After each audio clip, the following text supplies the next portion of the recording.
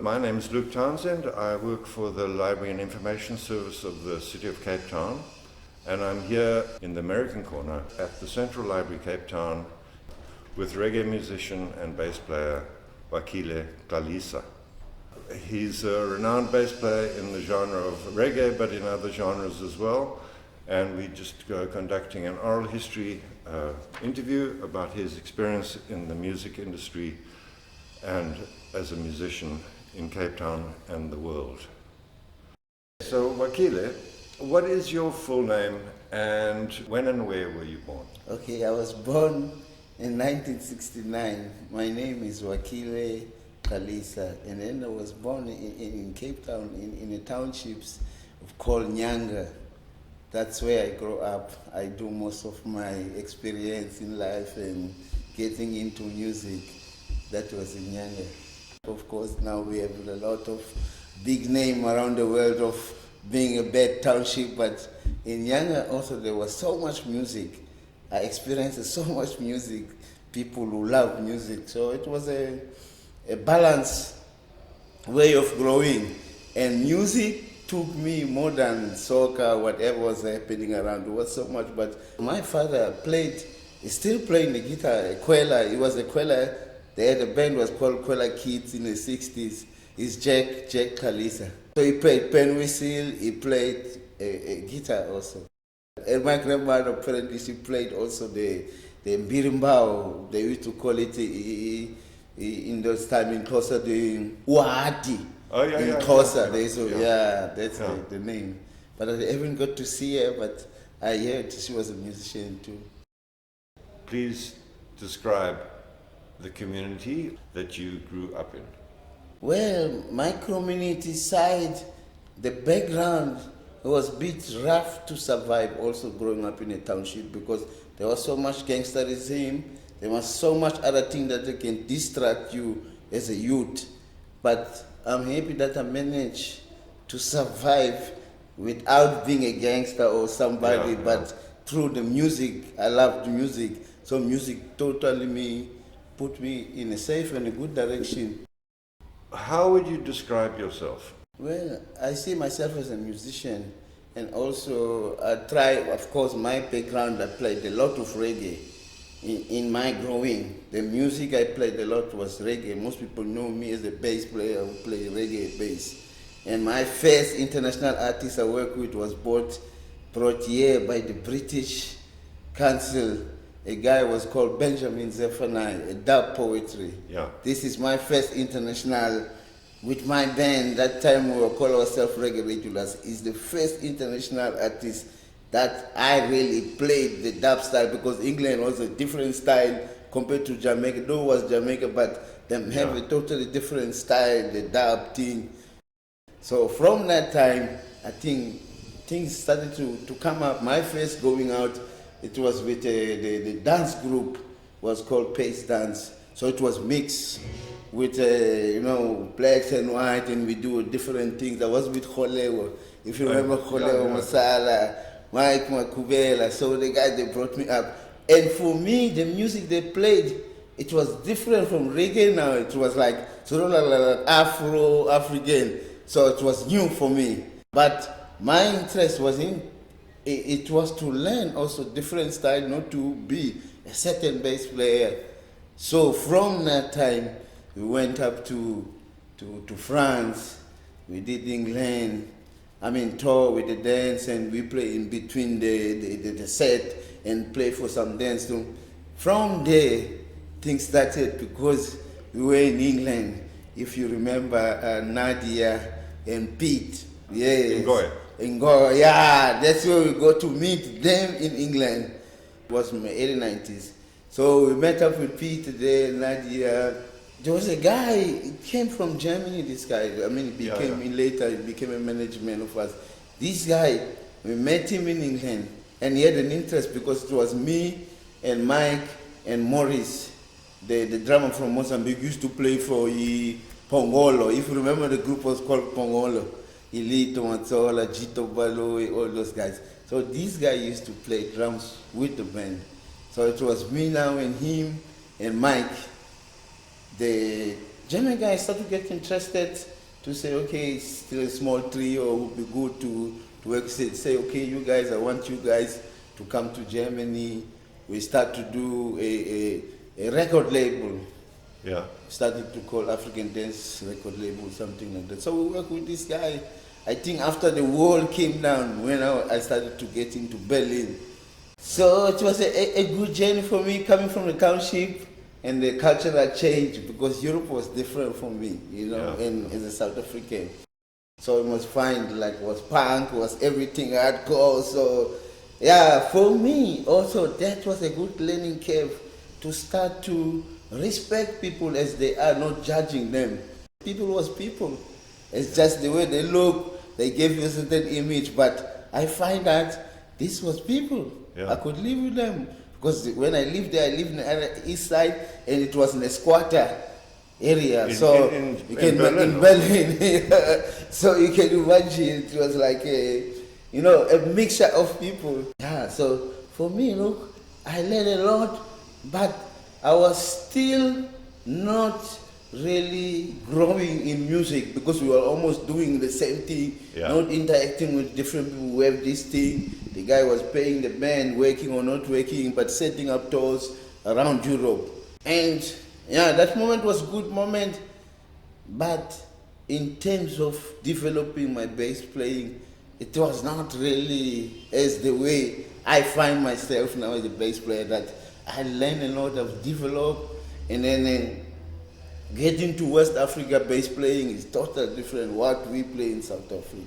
Of the same chord progression we do, they do it different compared as a bass player, but it's almost, the music is the same. But it's the way of bass interpreting and how they play the bass. For me, it was a big school to start to get to know this in Europe, because also in South Africa we didn't have so much African music, when we talk the truth. Yeah. Even now, we No, still sure. don't You mean really have. from the rest of Africa. We don't have. Yeah, no. For me, Europe was like an eye-opener in music, and also getting interest to learn different things. Yeah. Europe, it was like a big explosion in terms of my bass. I mean, Ghana guys from Togo, Cameroon, Burkina Faso, all different. Yeah, it was a big challenge, but it was a good opener, and also be open in music. Yeah. So I learned a lot of things. When did you meet Benjamin and Zephaniah? This was almost 80s when Benjamin Mid-80s. Zephaniah, mid-80s when Benjamin, they brought him by the British Council. So then you went to Europe in late 80s. Late 80s. You came back here after Europe. What I year? think it's almost after close to 2010 or something on the soccer. When was it? 2010. Yeah, I used to come in and go out. Oh, I Yeah, see. So you were yeah. between Europe and between here. Europe. Yeah. Wow. What attracted you to being a musician? Well, what attracted to me, besides that the music was at home, for me it was a way out of South Africa in that moment, because the apartheid time was a hard thing. Yeah. So for me, I saw music as a way out. If I play music, I would be able to go out again, because also before I left, my growing also went a different direction. Because, coming from the township, there was people recruiting. You either go to exile, you either become, So I had a lot of these things in my growing, but I think I choose music because it was more love. I didn't want it to be like somebody will carry gun, and for me, I felt music would bring a big change, by bringing peace, but also have a peace of mind. So for me, I felt music was the way to go. Yeah. Were you a Rastafarian by this time? No, that time I was not a Rastafarian, but my cousins I lived with, they were Rastafarian, but also because it's good to bring the Rasta, because Rasta also is one part that saved my lifestyle in the township. Because Rasta came with a different way in terms of no violence, no stealing, don't be bad. And for me, that kept me of different things because we had different things in the township, either be 26 or 28 or all of this gang. A lot of us fall on this in our growing. There was two ways. It was soccer, there was the gang, there was different, it was music. So music took me more. I played soccer in my life, but I didn't see a way out more than the music. So were you a musician before you were a Rastafarian? No, I was not a musician. That time before I was the rest of the music, but music was the house. My big brother was a guitar player, and there was an art center in front of my house. This was the art, sculpture, and music. Where Makwerhu, we saw Spencer Mbadu. These are the people also made us to love music. Yeah. Because they were right in front of my house. There was just a minute for me to go and listen when they rehearse.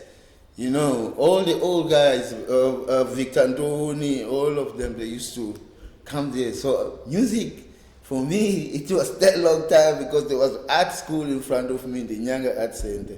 So could you go to the school and learn bass? I didn't go. I learned by looking. I used to go and look when the guy bass player play, and then when they take a break for cigarette, sometimes he used to tell me if you want to touch. This guy used to play with if you know Chris Siren. Yeah. The band they used to have in a township called Nonsogolo. Oh yeah. The bass player used to play with him, Skuri, I forget the exact name, but he's the guy also because he saw the interest I have, but I didn't have a bass that time. I used to go and watch them when they rehearse them. When they take a break or they send us for some cigarette, he say, okay, you can touch, you can play around. So yeah. I didn't have, I couldn't manage to have my own bass that time. But then I started to fall in love with the bass. Then the problem was this now, my parents couldn't buy me a bass. What I did, when I started to have really this big interest, I went to work for the paper, the Cape Times, to buy my first bass. Wow. And that first bass was there, the guy was called George Cooper Music. Yeah, yeah. You know this guy? Yeah. Yeah, this was the only shop. At that time, the bass I could afford, but also it was just to have a bass. It's a bass was called Fame. The cheapest bass I could get was called 800 or something like that. This bass I bought, and I told the guys when I was working on the Cape Town that I will work only to buy this bass and then I'm finished with this shit. They were like, you joke, from the champion, we all fall in that Cape Times, because, if you leave the school early, your way to buy your own things is to sell the papers. Yeah. In the morning. Oh, is that what you were doing for a living? To buy my first bass. A lot of people don't believe that I come from there. And those who know me, and I told them that for me, this I'm doing, I will buy my first bass. After that, I leave this job. Yeah. It's not for me. Because my parents couldn't afford to buy. You also had to get an amplifier, or Yes. that came much later? Now that came much later, but to have electric bass where you can play somewhere that's empty, like the bass, we used to go there. We used to play this reggae night. I started to play there. Was that reggae regulars? The reggae Because regulars. I saw you. Yeah, the reggae regulars. Before the Sons, also I played with the Sons of Silas afterwards. But my first thing was the reggae regulars, that's where I started to develop a love of reggae music and the bass also. Because in those times, the 80s, 70s, I used to go to the sound system. It used to happen in a township, in different houses. Like we played the whole night, but on a tent. For me, I used to sleep next to the speakers just to hear the bass group from the time of Robbie Shakespeare. You remember Robbie Shakespeare, Flabber Hall, those bass players. It's so fun when I meet them also. They always have an interest. I said, the way you play reggae, you have an old school technique of playing the reggae. How you get this? I say, I listen to you guys from when I was young just to get this reggae authentic bass.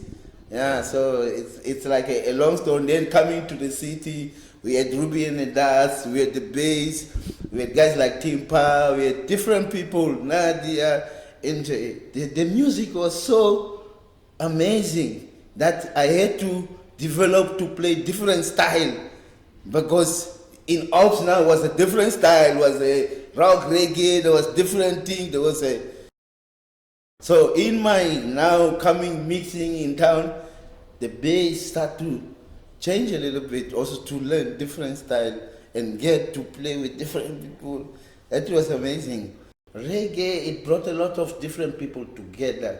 Yeah. Also, in terms of reggae music. Not that other music did not do, but reggae, it was like a free kind of everybody be who they are. Yeah. Without no Acceptance, feeling, you know. Yeah. So reggae music also was amazing around the world, that you meet a lot of different people, but with reggae we all become one people. How did your career change over the course of your life? And then also, was that change influenced by historical events? Yeah, a lot of change that happened that really came from the historical events.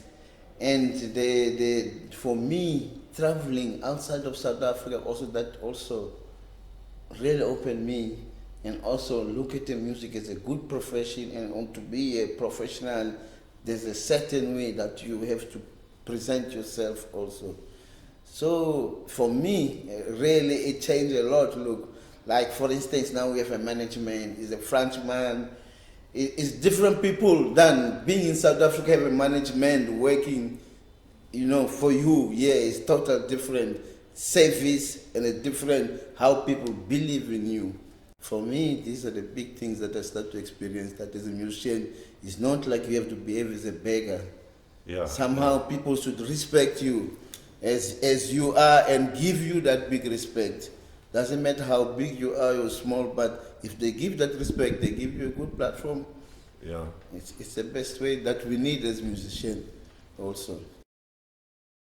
How did South African history, did that influence your life and your music career? Well, when Mandela gets released, I remember it was just across here. We were here across here. Look, that time it was the biggest moment, not only for me, for a lot of people, because we thought things would just turn around. Yeah. You understand? Yeah. But, well, a lot of us got hope, a lot of us got disappointment in that time. Yeah. Because things didn't go the way we thought things was gonna go. We're still living in a township, we're still having the same, nothing really became to show us that we are free. We're still living in the same pressure. It's been released a little bit, but the pressure still is there. And even now, I can see the township, a lot of people, there's no hope in everybody. Yeah. You know, because the life never changed for anybody. Yeah. Yeah, the tough times. Do you feel that the music industry or musicians are more alienated than they were before 94? Well, if I talk about my father's time, it's different to us now as musicians. It's my father's time to be a musician. It was like almost nothing. They couldn't get anywhere. They couldn't get the chances that we having now to go out and and express and everything. So somehow it is better in a way, but I feel still musicians need to be looked after more than they do in terms of arts and culture, talking about sport. But people, they put in sport more than the music. Yeah. I think music is a little bit, like yesterday, for example, there was a minister of arts and culture, Natim Theatre in Nyanga at Center. Now they want to revive this place again, because somehow some Norwegian people gave them a little bit, but still we don't have a building. It was like containers and everything. But before, in my time, Art Center was a big building. Was not big, but it was a proper place. Yeah. You know, and things like that. And also musicians, when Natim Theatre came into the Young Art Center, everybody thought maybe the musician will benefit or something, there will be something for the music. But basically they will benefit, but in a way that happens with art centers in a township also. Look, people, they should look. It's not that this thing is just the art. Sometimes it becomes like a community thing. It's not just the art center.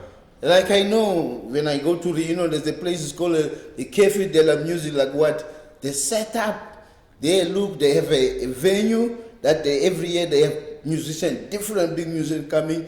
They have a hotel, they have rehearsal room for musicians. You don't pay. We don't have this where facility. is that, sorry? In Reunion Island. Reunion, okay. We don't have this. So we're having this big problem also in South Africa in terms of what musicians really deserve. We still deserve a lot. We haven't been looked after.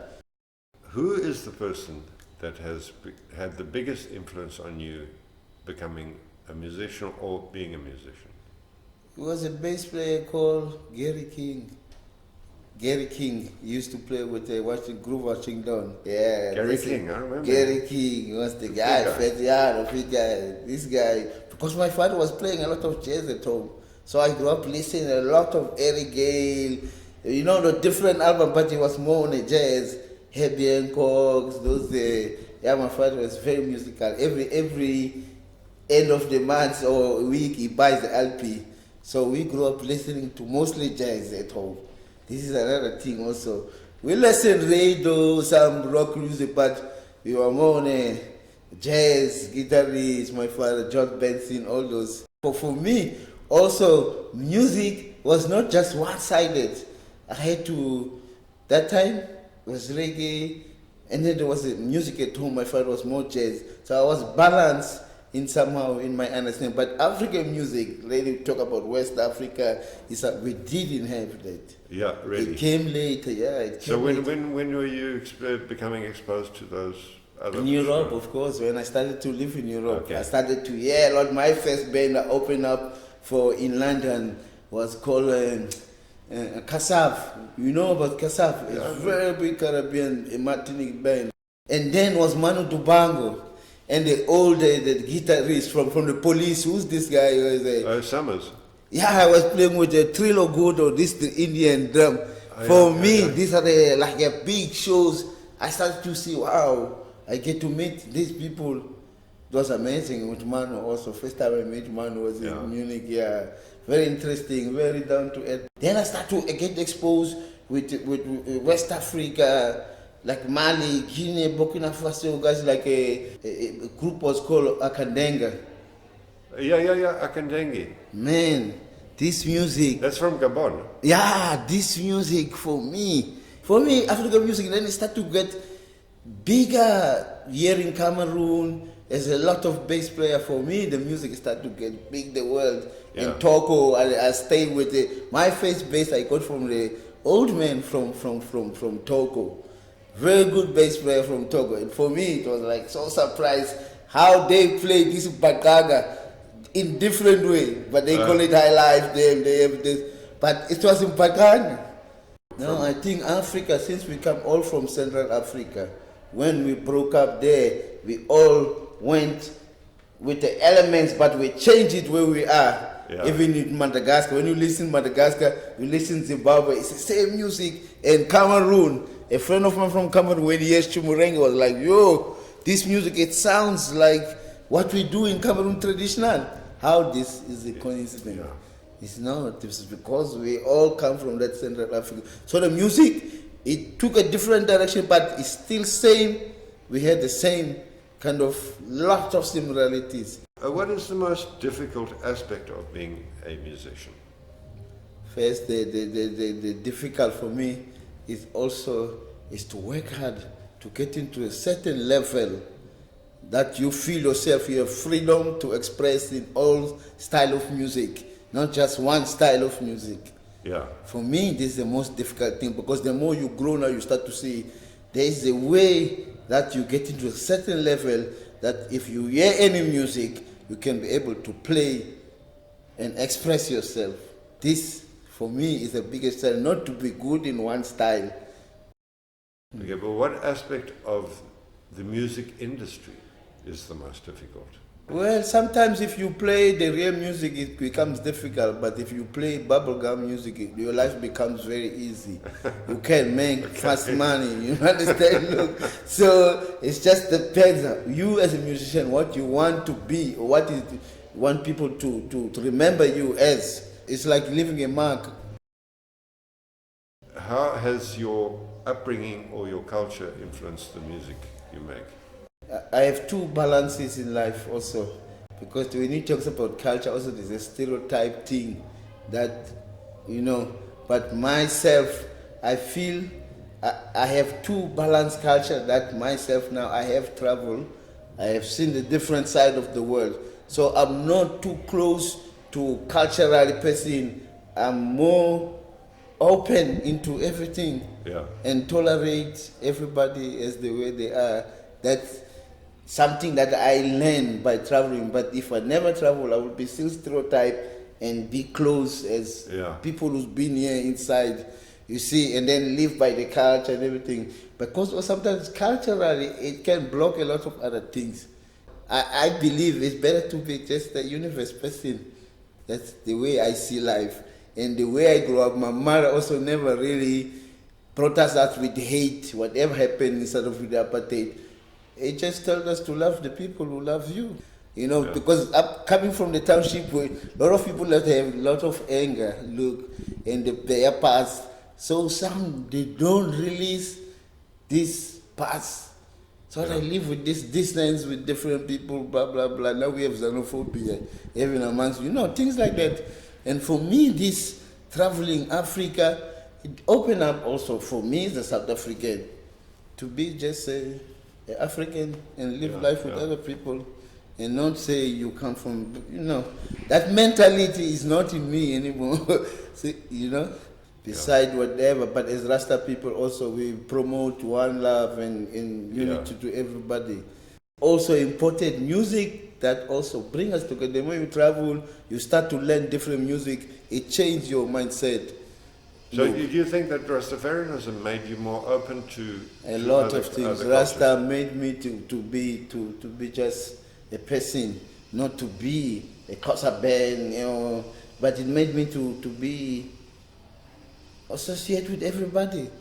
Rasta for me, it was a good thing. If I grow up with the mindset that I had, I would be hating all the all the state look.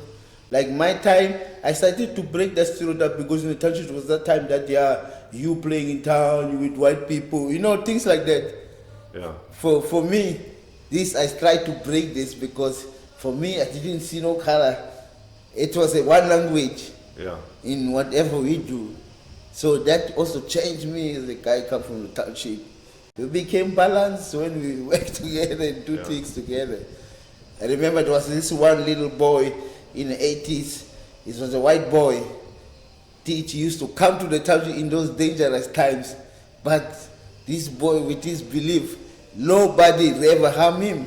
Even soldiers used to stop him when they see him walking there, coming to us, because we were Rasta people. This boy was a young boy. Did he turn out to be a musician or? I don't know what happened to him. I'm still thinking, but he used to come, and every time with school uniform, white boy, his little boy. This was very funny, but he had this belief that his people, they won't harm me. What aspect of being a musician or your professional life has given you the most satisfaction? Traveling. Seeing the world, meeting different people, and start to see also grass is not green at the other side. So for me, it brought a lot of joy in my life and also understanding people from everywhere. What aspect of music gives you the most pleasure? For me, it's African music. Now when I started to discover the West African bass playing style, for me it's the big thing. Oh, really? Yeah, for me, at the moment, I have this guy here also teaching me some stuff, and he's here for 4 years. So we have a big joy. I met him. I used to listen to him before I met him. It's so funny, from a long time. First time I met him, it was listening to him until I met him. And what's his name? It's Andre Ngwaga.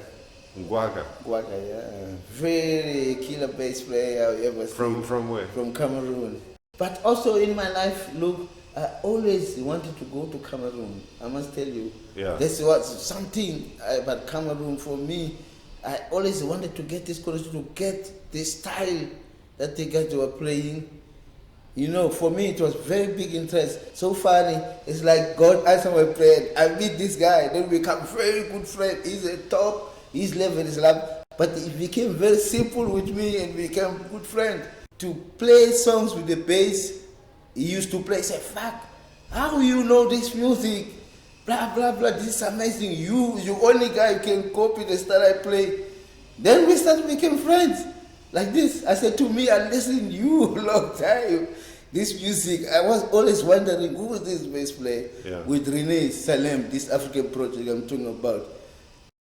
You started with reggae regulars? Yes. I started with reggae regulars, in the 80s. Then I started coming into town, playing in the bass, sing like other bands, the rock bands like Timpa, you know. They have the Dragons, Ashley and them and George Hawks. They had the Usuals, they had the Bright Blue. For me, it was another world now, getting in. For me, from reggae to other music, I started to love music basically. No genres. Now I started to get in by coming into town, listening to different bands. And that also made me to see that this also can be a career. Then I started to get serious a little bit, working. I didn't really get to music school. I learned a lot by listening and copying stuff. Yeah. And then there was a Spencer Mbadu, you know, the bass player. Used to go to him a little bit. Hey, beat he used to stay not far from my area. So I used to go for him for a little bit, but I never really go to get a formal school. Yeah. Everything I worked out is more from listening and copying. Old school. Yeah, old school. So then, when did Makwerhu happen? Well, when we come early 90s, when Makwerhu started, and he started Makwerhu with this space dance, theater thing, dance thing. So Makwerhu came out of, you met the musicians in Pace dance. Pace Dance. Okay. But Makwerhu lasted a long time. Makwerhu lasted a long time because when we went with Valstein and the Pace Dance to first time to go to Europe, that's where when the tour finished, basically it was like a 1 month, we decided to stay. The whole thing started there. For us living in Europe now to think, okay, we can make it. Was three. It was a bass, drum, and guitar. That's it. And then we worked later. We met this guy from Mozambique. He used to play with bands from Zimbabwe like Nyanga, all those only from Tuguzu. But he came with this lady in London. Vigilio was playing the keyboard. So we started to work with this guy. Then there was a good guitar player we met from Mozambique who came from Nyamba, where Jimmy Tutu come from. He's a good friend. But he lived in Germany for a long time. Yeah. Very good guitarist. So the band started to grow. The thing is I did it in Germany, I started to work with the old Jamaican guys coming in. Because in Berlin was like the main city, they all passed through in Germany.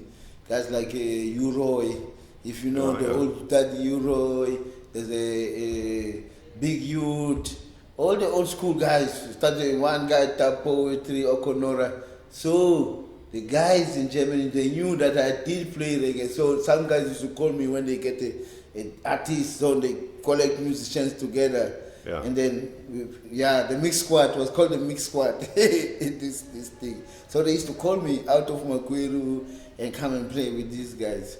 Okay, then from Makwerhu, what was the next project? Was that the Reggae Jazz project? The Reggae Jazz project, which is I'm still working on it now.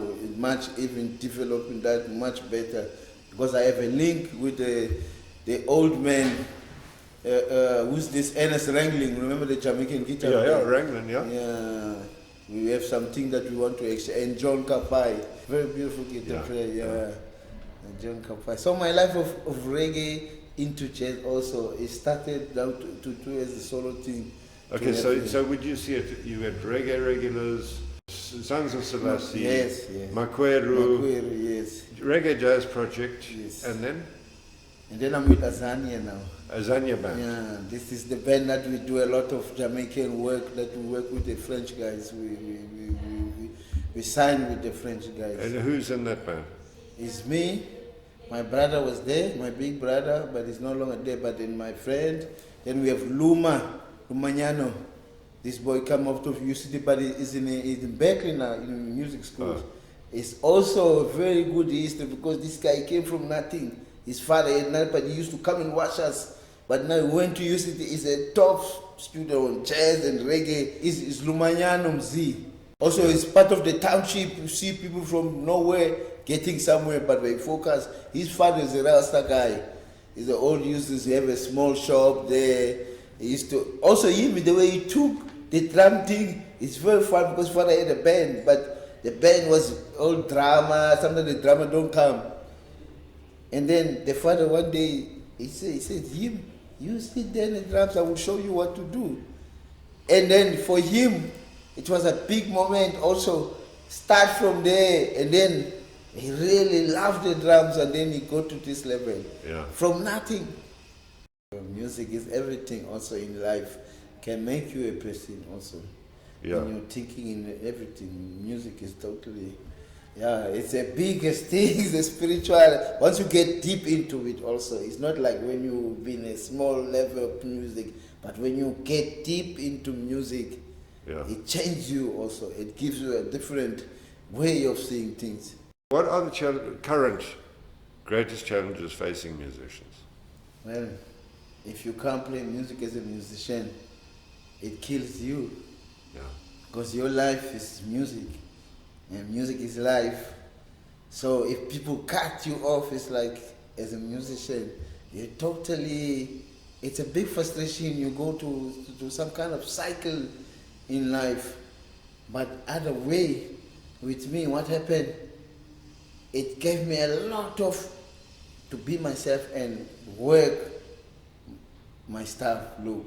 Yeah. A lot of times that we were in, there's a lot of times I put in and just learning and be with myself also. So for me, someone it was good because I recover a lot of things musically with that time of not playing, Yeah. but just being at Me home. not playing gigs. Yeah, being not playing gigs. Yeah. It was a good way, but it suffered because we didn't have money. Yeah. Sometimes don't have no, Sure. things like that. So are you optimistic about the future for music in this country?